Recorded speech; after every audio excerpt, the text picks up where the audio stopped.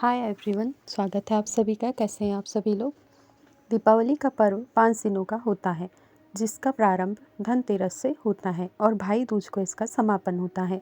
धनतेरस का पर्व हर वर्ष कार्तिक मास के कृष्ण पक्ष की त्रयोदशी तिथि पर मनाया जाता है। धनतेरस के दिन आयुर्वेद चिकित्सा पद्धति के जनक भगवान धन्वंतरी के साथ माता लक्ष्मी और कुबेर देवता की पूजा अर्चना की जाती है। इस त्यौहार के अगले दिन छोटी दिवाली या नरक चतुर्दशी का पर्व मनाया जाता है। शास्त्रों के अनुसार भगवान धन्वंतरी की पूजा उपासना करने से आरोग्य की प्राप्ति होती है और व्यक्ति ऊर्जावान बना रहता है। लेकिन वर्ष 2024 में धनतेरस को लेकर बहुत ही असमंजस की स्थिति बनी हुई है। कुछ लोगों का कहना है कि धनतेरस का पर्व 29 अक्टूबर को मनाया जाएगा, तो कुछ लोग 30 अक्टूबर को मनाने की बात कह रहे हैं।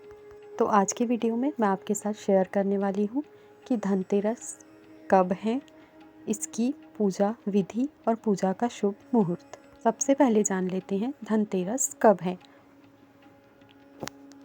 2024 में त्रयोदशी तिथि का प्रारंभ 29 अक्टूबर सुबह 10:31 से है और त्रयोदशी तिथि का समापन 30 अक्टूबर दोपहर 1:15 तक उदय तिथि के अनुसार धनतेरस का पर्व दिन मंगलवार 29 अक्टूबर 2024 को मनाया जाएगा। अब जान लेते हैं धनतेरस की पूजा का शुभ मुहूर्त। 29 अक्टूबर को गोधूली काल शाम 6:31 से शुरू होकर रात 8:31 तक रहेगा। धनतेरस की पूजा के लिए यही समय श्रेष्ठ है, क्योंकि धनतेरस की पूजा हमेशा प्रदोष काल में की जाती है। भगवान धन्वंतरी की पूजा उपासना करने के साथ साथ दीपदान भी किया जाता है। अब जान लेते हैं धनतेरस की पूजा विधि। धनतेरस के दिन प्रदोष काल के पहले आप जहाँ पर भी घर में धनतेरस की पूजा करना चाहते हैं, वहाँ पर गोबर से लीपकर उस पर हल्दी और आटे से चौक पूरकर उसमें थोड़ा सा चावल डालकर उसके ऊपर चौक रखकर और उसके ऊपर लाल कपड़ा बिछाकर एक थाली ले लें। फिर उस थाली में कुमकुम से स्वास्तिक बना दें। थाली में कुमकुम से स्वास्तिक बनाने के बाद यदि आपके घर में चांदी का सिक्का हो तो उस चांदी के सिक्के को स्वास्तिक के ऊपर रख दें। यदि चांदी का सिक्का ना हो तो आप कोई भी सिक्का 5 का 10 का जो भी आपके पास हो वो रख दें। उसके बाद उसका स्मरण करें। फिर आटे के 7 दीपक बनाकर एक थाली में रख लें। यह जो आप आटे के 7 दीपक बनाएंगे, यह दीपक लंबी बाती के होने चाहिए और घी के होने चाहिए। और इन 7 दीपक के अलावा एक दीपक आप तेल का भी तैयार कर लें। उसके बाद आप पूजा की थाली तैयार कर लें। पूजा की थाली में आपको कुमकुम, हल्दी, अबीर, गुलाल, चावल, हल्दी की गांठ, चंदन, मौली, अमरबेल के टुकड़े, कमलगट्टा, जल का पात्र, मिष्ठान, इसके अलावा पूजन सामग्री रख लें। उसके बाद आपको क्या करना है, जो आपने थाली में स्वास्तिक बनाया था और उसके ऊपर आपने सिक्के रखे थे, उस थाल को आपको जो आपने चौक बिछाया है उस चौकी पर रख देना है। चौकी के ऊपर रखने के बाद आपको आपने जो 7 दीपक बनाए हैं घी के, उसे आप जब बैठेंगे तो आपके बाएं हाथ की ओर और जो आपने तेल का दीपक बनाया है उसे आपको अपने दाएं हाथ की ओर रख देना है, जला देना है। उसके बाद आपने जो सिक्का रखा है उनका पूजन करना है जल से और बाकी चीज़ों से। उसके बाद उस सिक्के को उठाकर आपको पहले चांदी का अगर सिक्का है तो चांदी के सिक्के में आप मौली धागा बांध लीजिए, नहीं तो जो भी सिक्का है उसमें आप मौली धागा बांध लीजिए। फिर उस सिक्के को वापस आप थाली में रख दें।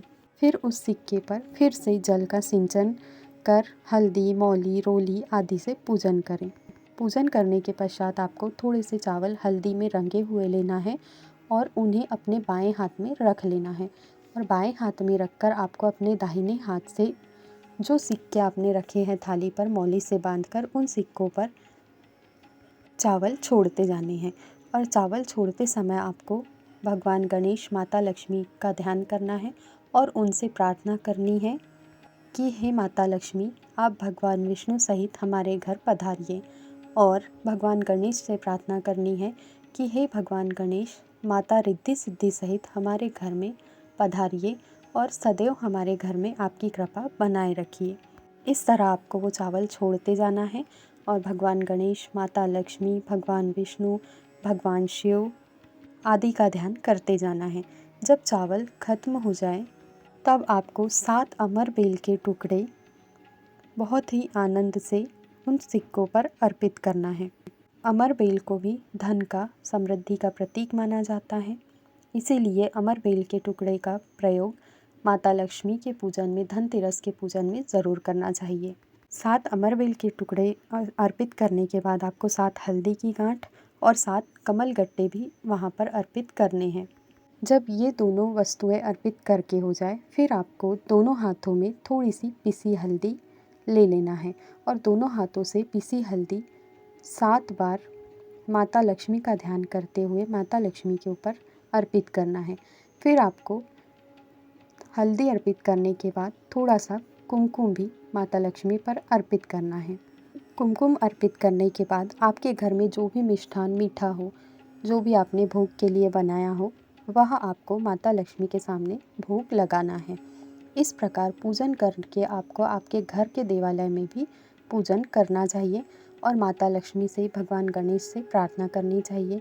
माता लक्ष्मी से प्रार्थना कीजिए कि हे माँ, आज से आप हमारे घर में सदैव भगवान विष्णु सहित विराजमान रहिए।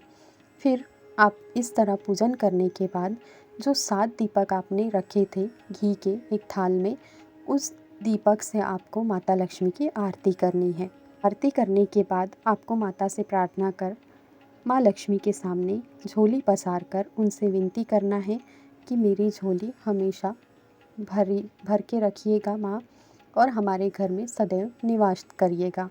उसके बाद आरती के बाद आपने जो वो 7 दीपक जलाए हैं, आरती की है, उन दीपक को आपको अपने घर के 7 अलग अलग स्थानों पर रखना है।